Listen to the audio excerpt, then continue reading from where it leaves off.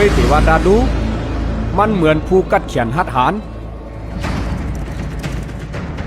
เจ้าปีนขึ้นต้อยสีทัดแลมันเหมือนขับตัวพระเจ้าเย้า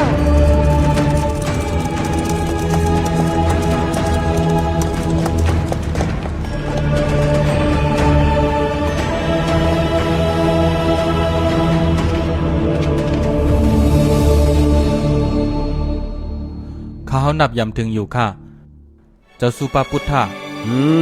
เฮาขึ้นเหยาเสกัม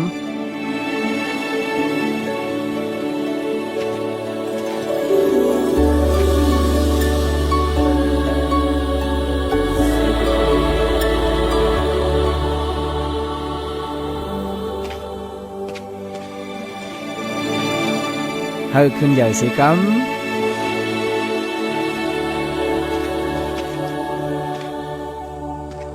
ย้อนปางเจ้าเฮาเขาเมื่อในกับปิลาวัดค่ะ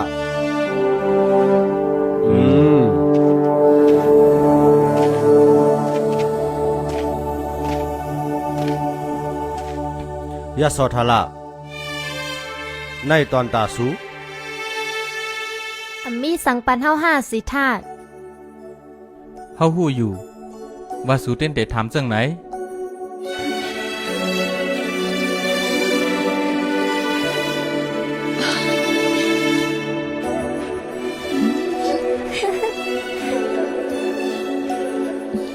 เทวดา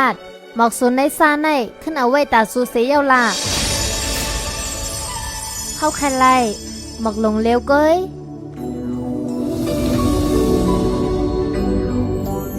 เปลืองกันตีไหลหลอกโมนะชาในแหละตั้งกันสีทัดปานนั่นเปลืองกันใจหือตั้งนอกแต่อ่ำเปิงกันก้อยกามันเปิงกันตั้งใน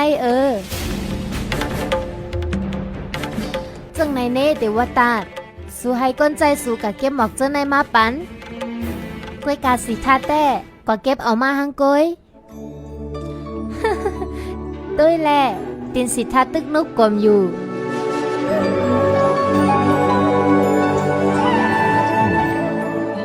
นั่งเขาเซก็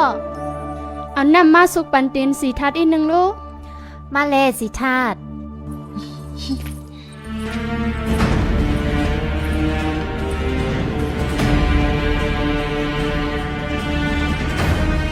มาละเศร้าตัวทอตนาในมันย่องสู่ทวนวะมันว่าเมื่อเตียบคอเสือจุมไรวะแน่